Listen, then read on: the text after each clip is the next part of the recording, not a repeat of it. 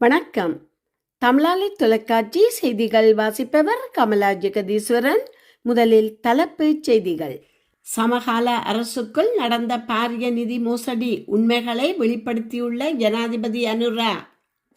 இலங்கையில் இருந்து அனுப்பப்பட்ட பணம் தமக்கு கிடைக்கவில்லை என்கிறது அமெரிக்கா தரப்பு. விசாரணை தீவிரம். வரலாறு படைத்த தமிழ்நாட்டு தேர்தல் இன்று தமிழக வெற்றி கழக தலைவர் அதிரடி உத்தரவு. கனடாவின் தலைவர் நான் தான், ட்ரம்புக்கு நினைவூட்டிய மன்னர் சார்லஸ். அமெரிக்கா இஸ்ரேல் உடனான போரில் 3375 பேர் பலி, ஈரான் தகவல். கனடாவில் தகாத செயலில் ஈடுபட்ட பயிற்றுவிப்பாளருக்கு கடும் தண்டனை. தமிழக சட்டசபை தேர்தல், தமிழக வெற்றி கழகத்தில் ஏற்படவுள்ள மாற்றம். 4 ஆண்டுகளில் இல்லாத உச்சம் தொட்ட மசகு எண்ணெய் விலை. தமிழக சட்டமன்ற தேர்தல் முடிவுகள் குறித்து வெளியான அறிவிப்பு. சரணடைய வைக்க சூழ்ச்சி செய்யும் ட்ரம்ப், ஈரானின் அதிரடி. இனி தொடர்கிறது விரிவான செய்திகள்.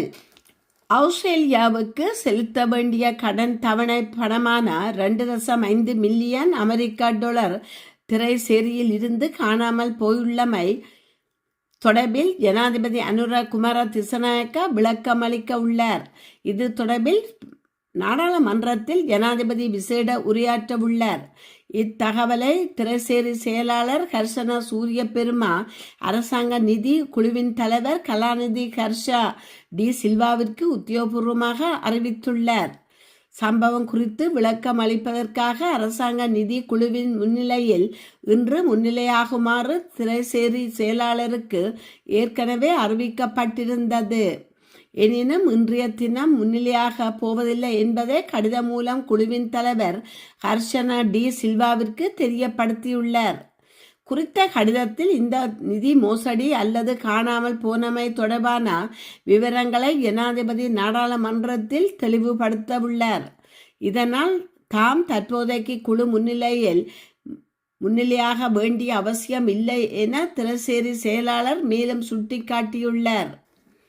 செலுத்தப்பட்டதாக கூறப்படும் 6,25,000 அமெரிக்கன் டாலர் பணம் தமக்கு கிடைக்கவில்லை என அமெரிக்கா தரப்பு அறிவித்துள்ளதாக அஞ்சல் மா அதிபர் RP சரத்குமாரா தெரிவித்துள்ளார். இலங்கை அஞ்சல் திணைக்களத்தினால் அமெரிக்க அஞ்சல் சேவைக்கு அனுப்பப்பட்டதாக கூறப்படும் பணமே இவ்வாறு காணாமல் போயுள்ளதாக தெரிவிக்கப்படுகிறது. தபால் திணைக்களம் பணத்தை செலுத்தியுள்ள போதிலும் அந்த நிதி தமக்கு கிடைக்கவில்லை என அமெரிக்க அஞ்சல் சேவை தெரிவித்துள்ளது. இந்த நிலையில் இது குறித்து மேலதிக விவரங்களை திணைக்களம் கோரியுள்ளது. ஆரம்ப கட்ட விசாரணைகளின்படி இது ஒரு இணைய மோசடி நடவடிக்கையாக இருக்கலாம் என சந்தேகம் வெளியிடப்பட்டுள்ளது. வங்கி கணக்கு விவரங்கள் மாற்றப்பட்டதாக மின்னஞ்சல் மூலம் தகவல் கிடைத்துள்ளது. இருப்பினும் குறித்த வங்கி கணக்கு தற்போது செயலிழந்துள்ளதாக வங்கி தரப்பில் தெரிவிக்கப்பட்டுள்ளது. இச்சம்பவம் தொடர்பாக குற்ற புலனாய்வு திணைக்களத்தில் புகார் அளிக்கப்பட்டுள்ளதுடன் அவர்கள் விசாரணைகளை ஆரம்பித்துள்ளமை குறிப்பிடப்பட்டது. தேர்தலில் அமோக வெற்றி பெறுவோம். வேட்பாளராக நீங்கள் வெற்றி பெற்ற உடன் வேறு எங்கும் சென்று விடாதீர்கள். பனையூர் அலுவலகத்திற்கு வந்துவிடுங்கள். உங்களுக்காக நான் காத்திருப்பேன் என்று தமிழக வெற்றி கழகத்தின் தலைவர் தெரிவித்துள்ளார். தமிழகத்தில் கடந்த 23ஆம் தேதி நடைபெற்ற சட்டசபை தேர்தலில் 4 முனை போட்டி நிலவியது. தேர்தலுக்கு புதிய வரவான தமிழக வெற்றி கழகம் எடப்பாடி தொகுதியை தவிர ஏனைய 233 தொகுதிகளிலும் களம் கண்டது. இந்த நிலையில் தவேக வேட்பாளர்களை இன்று சென்னை வருமாறு அக்கட்சியின் தலைவர் விஜய் அழைப்பு விடுத்திருந்தார். வரும்போது வாக்குப்பதிவு நாளில் தேர்தல் அலுவலர் வழங்கிய 17C படிவத்தை எடுத்து வருமாறு கூறியிருந்தார். இந்த நிலையில் சென்னையை அடுத்த பனையூர் அலுவலகத்தில் இன்று மதியம் தவேக வேட்பாளர்களை கட்சியின் தலைவர் விஜய் சந்தித்து பேசினார். அப்போது தேர்தலில் அமோக வெற்றி பெறுவோம். வேட்பாளராக நீங்கள் வெற்றி பெற்றவுடன் வேறு எங்கும் சென்று விடாதீர்கள். பனையூர் அலுவலகத்துக்கு வந்துவிடுங்கள். உங்களுக்காக நான் காத்திருப்பேன். இதுவரை நன்றாக பணிபுரிந்துள்ளீர்கள். வாக்கு எண்ணிக்கை நாளில் கவனமாக இருங்கள் என்று கூறியுள்ளார். பிரித்தானியா மன்னர் சார்லஸ் அமெரிக்காவுக்கு அரசு முறை பயணத்துக்கு திட்டமிட்ட போது அமெரிக்கா ஜனாதிபதி ட்ரம்ப் மன்னரை கேலி செய்து விடுவாரோ அல்லது அவமதித்து விடுவாரோ என்ற அச்சம் பிரித்தானியா தரப்புக்கு இருந்தது. இப்போது பார்த்தால் எல்லாம் தலைகீழாக நடக்கிறது. ஆம், மன்னர் சார்லஸ் தான் ட்ரம்பை கேலி செய்து கொண்டிருக்கின்றார்.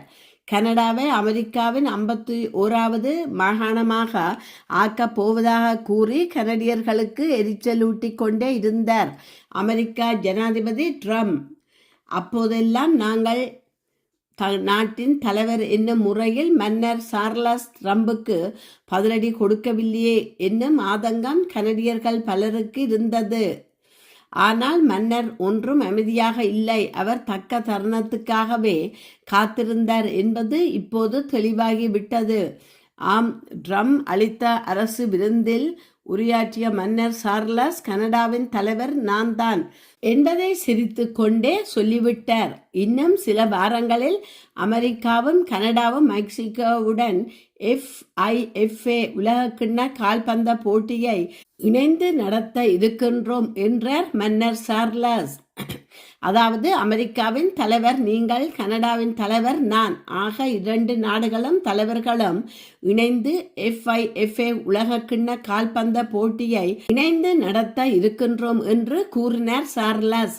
அது மட்டுமல்ல, இன்னும் ஒருபடி மேலே சென்று ட்ரம்ப் வெறும் அமெரிக்காவுக்கு மட்டும்தான் தலைவர், தான் அப்படி அல்ல, தான் பல நாடுகளின் தலைவர் என்பதையும் பதிவு செய்து விட்டார் மன்னர். போட்டிகளில் பங்கேற்கும் 5 நாடுகளின் தலைவர்கள் என்னும் முறையில் நானும் மிக்க ஆவலுடன் விளையாட்டு போட்டிகளை கண்டு ரசிக்க இருக்கின்றேன் என்று கூறிவிட்டார் மன்னர். மன்னர் சார்லஸ் பிரித்தானியாவுக்கு மட்டுமல்ல, மேலும் 14 காமன்வெல்த் நாடுகளுக்கும் மன்னர் என்பது குறிப்பிடத்தக்கது. மன்னரின் உரை கனடியர்களை குஷிப்படுத்தியுள்ளது. ஆர்தர் மைல்னஸ் என்னும் வரலாற்றாளர் மன்னர் சார்லஸ் கனடாவின் தலைவர் யார் என்பதை சந்தேகத்துக்கு இடமின்றி தெளிவாக ட்ரம்புக்கு நினைவூட்டி விட்டார். அதை அவர் நகைச்சுவையாக தெரிவித்ததன் மூலம் தன் கருத்தை திறம்பட முன்வைத்து விட்டார் என்கின்றார் ஆர்தர். ஒரு நாட்டின் மன்னர் என்னும் முறையில் சார்லஸ் சில விடயங்களை பேசலாம், சில விடயங்களை பேசக்கூடாது என விதி உள்ளது. ஆனால் மன்னர் சார்லஸ் தன் வாழ்நாள் முழுவதுமே ஒரு சமூக ஆர்வலராகத்தான் இருந்து வந்துள்ளார். ஆக அவர் அரசியலில் தலையிடக்கூடாது என்றாலும் சொல்ல வேண்டிய தன் கருத்தை எப்படி முன்வைப்பது என்பதை அவர் நன்கு அறிந்து வைத்துள்ளார் என்றும் கூறும் ஆர்தர், இந்த மனிதர் எதை பேசினாலும் கவனமாகத்தான் பேசுகிறார் என்று ஆச்சரியத்துடன் கூறியுள்ளார். அமெரிக்கா மற்றும் இஸ்ரேல் இணைந்த கடந்த பிப்ரவரி மாதம் 28 ஈரான் மீது தாக்குதல் நடத்தியது. ஈரானும் பதில் தாக்குதல் நடத்தியது. 1 மாதத்துக்கு மேலாக இந்த போர் நீடித்தது. கடந்த 7 2 வார இடைக்கால போர் நிறுத்தம் ஏற்பட்டது. இந்த நிலையில் போரில் ஈரானில் 3375 உயிரிழந்துள்ளதாக ஈரானின் சட்டபூர்வ மருத்துவ அமைப்பு தெரிவித்துள்ளது. இந்த அமைப்பின் தலைவர்கள் அப்பாஸ் மஸ்கெதி இது தொடர்பாக கூறியிருப்பதாவது, இறந்தவர்களின் 2875 பேர் ஆண்கள், 496 பேர் பெண்கள், 383 பேர் 18 வயதுக்கும் மற்றும் அதற்கு குறைந்த வயதுடையவர்கள். இன்னும் 4 உடல்கள் அடையாளம் கண்டறியப்படவில்லை. இதில் வீரர்கள் எத்தனை பேர், பொதுமக்கள் எத்தனை பேர் என கணக்கிடப்படவில்லை. இவ்வாறு அவர் தெரிவித்துள்ளார். கனடாவில் கூடைப்பந்து பயிற்சியின் போது தகாத முறையில் நடந்தமைக்காக பயிற்சியாளர் ஒருவருக்கு 9 ஆண்டுகள் சிறை தண்டனை விதிக்கப்பட்டுள்ளது. கனடாவின் மொன்றியால் செயின்ட் லோரன்ஸ் உயர்நிலை பள்ளியில் பயின்ற 12 வயது மாணவிக்கு தொடர்ந்து பாலியல் தொல்லை அளித்ததாக முறைப்பாடு செய்யப்பட்டிருந்தது. 35 வயதான முன்னாள் கூடைப்பந்து பயிற்சியாளர் ராபர்ட் லூவுக்கு 9 ஆண்டுகள் சிறை தண்டனை விதித்து மொன்றியால் நீதிமன்றம் தீர்ப்பளித்துள்ளது. பாதிக்கப்பட்ட மாணவிக்கு 15 வயதாகும் வரை நீடித்த இந்த துஷ்பிரயோகம் தொடர்பாக பாலியல் வன்கொடுமை உள்ளிட்ட பல்வேறு பிரிவுகளின் கீழ் குற்றவாளியாக கருதப்பட்டு நீதிபதி பட்ரிசியா காம்பாக்னோன் இந்த தண்டனையை வழங்கினார். இச்சம்பவம் தனது அடையாளத்தையும் பிறருடன் உறவையும் சிதைத்து விட்டதாக பாதிக்கப்பட்ட மாணவி உருக்கமாக தெரிவித்துள்ளார். குற்றவாளி ரோபர்ட் லூ தனது செயலுக்கு எந்தவித வருத்தமும் தெரிவிக்காமல் தன் மீதான குற்றச்சாட்டை சதி என வாதிட்டு வருகிறார். இதே வழக்கில் தொடர்புடைய மற்றொரு பயிற்சியாளருக்கு ஏற்கனவே 4 ஆண்டுகள் சிறை தண்டனை விதிக்கப்பட்டதும் 3வது பயிற்சியாளர் போதிய ஆதாரங்கள் இல்லாததால் விடுவிக்கப்பட்டதும் குறிப்பிடத்தக்கது. தமிழக சட்டசபை தேர்தல் உலகளாவிய ரீதியில் பேசப்படுவதற்கு முக்கிய காரணம் விஜயின் தமிழக வெற்றி கழகம் என கொழும்பு மாநகர சபையின் ஆளும் தரப்பு உறுப்பினர் கேரி குரிசுவாமி தெரிவித்துள்ளார். அத்தோடு விஜயின் வருகையை தாம் வரவேற்பதாகவும் அவர் குறிப்பிட்டுள்ளார். லங்காசிறி ஊடகத்துக்கு வழங்கிய நேர்காணலிலேயே அவர் இதனை கூறியுள்ளார். அவர் மேலும் தெரிவிக்கையில், மே மாதம் 4ஆம் தேதிதான் தமிழக சட்டசபை தேர்தலுக்குரிய முடிவுகள் வெளியாகும். ஆனால் விஜயின் தமிழக வெற்றி கழகத்தின் வருகை என்பது தமிழக மக்களிடையே, இளைஞர்களிடையே அல்லது பழமை வாய்ந்த கட்சிகளிடையே ஒரு பாரிய தாக்கத்தை ஏற்படுத்தி இருக்கின்றது. ஏதாவது ஒரு வகையிலேயே தமிழக சட்டசபையிலே உறுப்பினராகவாவது அவர் வந்து அவரது எதிர்கால திட்டங்கள் இளைஞர்களது எதிர்காலத்தை நல்வழிப்படுத்துவதற்காக இருந்தால் அதனை நாம் வரவேற்போம் எனவும் அவர் குறிப்பிட்டுள்ளார். ஈரான் மீதான அமெரிக்கா கடற்படையின் முற்றுகை இன்னும் பல மாதங்களுக்கு நீடிக்கக்கூடும் என ட்ரம்ப் தெரிவித்த நிலையில் சர்வதேச சந்தையில் மசகு எண்ணெயின் விலை கடந்த 4 ஆண்டுகளில் இல்லாத உச்சத்தை தொட்டுள்ளது. இதன்படி பிராண்ட் ரக மசகு எண்ணெயின் விலை 8% அதிகரித்து ஒரு பீப்பாய் $120 உயர்ந்துள்ளது. இது 2022 ஜூன் மாதத்துக்கு பிறகு பதிவான மிக உயர்ந்த விலையாகும். ஈரான் அமெரிக்கா மோதல்கள் விரைவில் முடிவுக்கு வராது என்பதாலும் உலகின் முக்கிய எண்ணெய் போக்குவரத்து பாதை ஹோர்மோஸ் நீரிணை ஸ்ட்ரெய்ட் ஆஃப் ஹோர்மோஸ் மீண்டும் திறக்கப்படுவதற்கான வாய்ப்புகள் குறைவாக இருப்பதாலும் இந்த விலை உயர்வு ஏற்பட்டுள்ளது. எண்ணெய் நிறுவனங்களின் அதிகாரிகளுடன் செவ்வாய்க்கிழமை ஆலோசனையில் ஈடுபட்ட ட்ரம்ப் ஈரான் மீதான குண்டுகள் வீச்சை விட அந்நாட்டின் துறைமுகங்களை முற்றுகையிடுவது மிகவும் பயனுள்ளது என வாதிட்டுள்ளார். இதேவேளை ரஷ்யா ஜனாதிபதி விளாடிமிர் புடின் ட்ரம்புடன் தொலைபேசியில் உரையாடினார். அப்போது அமெரிக்காவும் இஸ்ரேலும் ஈரான் மீதான போரை மீண்டும் தொடங்கினால் அதன் விளைவுகள் மிகவும் பாரதூரமாக இருக்கும் என அவர் எச்சரித்துள்ளார். அமெரிக்கா நுகர்வோர் மீதான பாதிப்பை குறைக்கும் அதேவேளை தேவைப்பட்டால் இன்னும் பல மாதங்களுக்கு இந்த முற்றுகையை தொடர அமெரிக்கா தயாராக இருப்பதாக வெள்ளை மாளிகை வட்டாரங்கள் தெரிவிக்கின்றன. இந்தியாவின் அசாம், கேரளா, தமிழ்நாடு, மேற்கு வங்காளம் மற்றும் புதுச்சேரி ஆகிய மாநிலங்களில் நடைபெறும் 2026 சட்டமன்ற தேர்தல்கள் இந்தியாவின் மிக முக்கியமான அரசியல் நிகழ்வுகளில் ஒன்றாக பார்க்கப்படுகிறது. லட்சக்கணக்கான வாக்காளர்கள் பங்கேற்பதால் இந்திய தேர்தல் ஆணையம் ECI இறுதி முடிவு வெளியாகும் தேதி மற்றும் வாக்கு எண்ணும் செயல்முறை உள்ளிட்ட வாக்குப்பதிவு மற்றும் வாக்கு எண்ணிக்கைக்கான அதிகாரப்பூர்வ கால அட்டவணையை வெளியிட்டுள்ளது. இதன்படி 5 மாநிலங்கள் அஸ்ஸாம், கேரளா, தமிழ்நாடு மற்றும் வங்கம் மற்றும் புதுச்சேரி முடிவுகள் மே 4 வெளியாகும் என அறிவிக்கப்பட்டுள்ளது. மே 4 அன்று அனைத்து தொகுதிகளிலும் ஒரே நேரத்தில் வாக்கு எண்ணிக்கை நடைபெறும். மேலும் முடிவுகள் நாள் முழுவதும் படிப்படியாக அறிவிக்கப்படும் என்றும் தேர்தல் ஆணையம் ஒரு கட்டமைக்கப்பட்ட வாக்கு எண்ணிக்கை செயல்முறைகளை பின்பற்றுகிறது. அதில் மின்னணு வாக்குப்பதிவு இயந்திரங்கள் EVMs பலத்த பாதுகாப்பு திறக்கப்படும். தபால் வாக்குகள் முதலில் எண்ணப்படும். ஒவ்வொரு தொகுதிகளிலும் சுற்றுலா வாரியான வாக்கு எண்ணிக்கையை தொடங்கும். வாக்கு எண்ணிக்கையின் போது அதன் நிலவரங்கள் தொடர்ந்தும் புதுப்பிக்கப்படும்.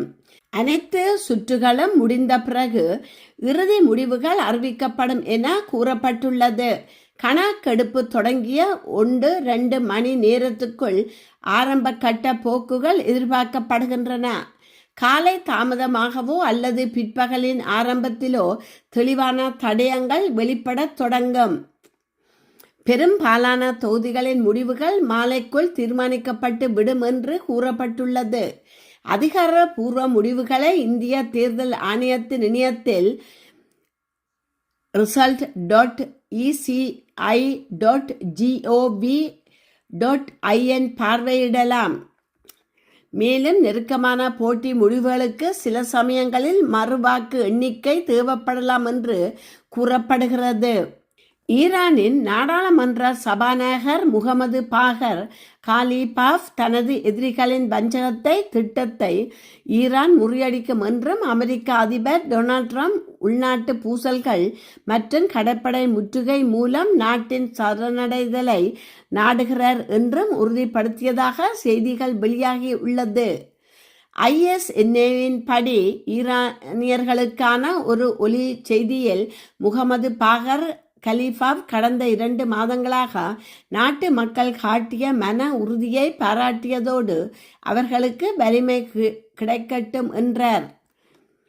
நாடாளுமன்ற சபாநாயகர் தனது ஒலி செய்தியில் எதிரி இப்போது ஒரு புதிய கட்டத்துக்குள் நுழைந்துள்ளதாக குறிப்பிட்டதோடு எதிரி கடற்படை முற்றுகை மற்றும் ஊடக கையாளுதல் மூலம் பொருளாதார அழுத்தத்தையும் உள்நாட்டு பூசல்களையும் தூண்டி நம்மை உள்ளிருந்தே பலவீனப்படுத்த அல்லது முற்றிலுமாக வீழ்த்த விரும்புகின்றார். இது எதிரியின் ஒரு புதிய சதியாகும். இதற்கு சிறந்த சான்று ட்ரம்பின் நிலைப்பாடுகளே. அவர் நாட்டை வெளிப்படையாக தீவிரவாதிகள் மற்றும் மிதவாதிகள் என 2 குழுவாக பிரிக்கின்றார். பின்னர் உடனடியாக கடற்படை முற்றுகையை பற்றி பேசுகிறார். அதன் பின்னர் ஈரான் ஒரு உடன்பாட்டுக்கு வரும் வரை அந்த முற்றுகை நீடிக்கும் என்று கூறுகிறார். ட்ரம்பின் திட்டம் கட்டாயப்படுத்துவதே என்பது மிக தெளிவாக தெரிகிறது என்று கூறினார். இத்துடன் செய்திகள் நிறைவு பெறுகின்றன. மீண்டும் மற்றொரு செய்தியூடாக உங்களை சந்திக்கும் வரை வணக்கம் கூறி விடைபெறுபவர் கமலா ஜெகதீஸ்வரன். நன்றி.